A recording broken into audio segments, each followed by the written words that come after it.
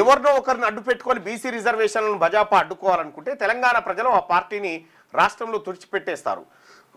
ఆ పరిస్థితి రాకుండా తెలంగాణ చేసిన 42% బీసీ రిజర్వేషన్ బిల్లుకు అండగా నిలుస్తున్నామని ప్రకటించి బీసీల పట్ల అభిమానాన్ని నిరూపించుకోవాల్సిన అవసరం బజాపాకు ఉందని చెప్తా ఉన్నాడు.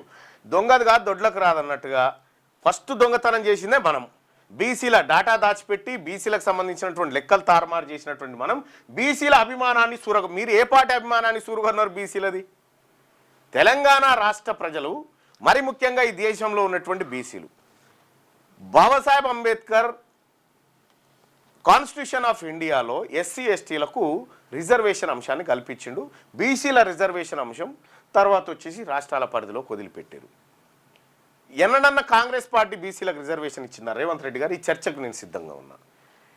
నీకు జనతా ప్రభుత్వం వచ్చినప్పుడు బీపీ మండల్ కమిషన్ వేస్తే, విపి సింగ్ సర్కార్ వచ్చినప్పుడు ఆ మండల్ కమిషన్ రిపోర్ట్ను ఇంప్లిమెంట్ చేస్తే వచ్చింది. కాంగ్రెస్ పార్టీ దేశంలో బీసీలకు ఇచ్చిన రాజకీయం ఏమీ లేదు, రిజర్వేషన్ లేదు. ఆ 27% reservation BP mandal VP Singh పుణ్యాన్ని వచ్చింది. వచ్చినటువంటి 27ను ఎన్టీ రామారావు గారు ముఖ్యమంత్రిగా ఉన్నప్పుడు 45% రిజర్వేషన్ బీసీలకు ఇవ్వాలనేటువంటి ప్రతిపాదన పెట్టినప్పుడు కాంగ్రెస్ పార్టీ నాయకులు కోర్టుకు పోయి దాన్ని అడ్డుకున్నారు. ఇది నా మాట కాదు.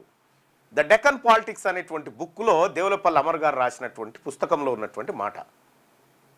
ఇక్కడ కాంగ్రెస్ పార్టీకి ఉన్నటువంటి హిస్టరీ ఇది రిజర్వేషన్ల విషయంలో. ఇక్కడ మీరు ఏదో బీసీ ప్రజల అభిమానాన్ని అంతా చురగొన్నట్టు, ఓన్లీ భారతీయ జనతా పార్టీకే అభిమానం లేనట్టుగా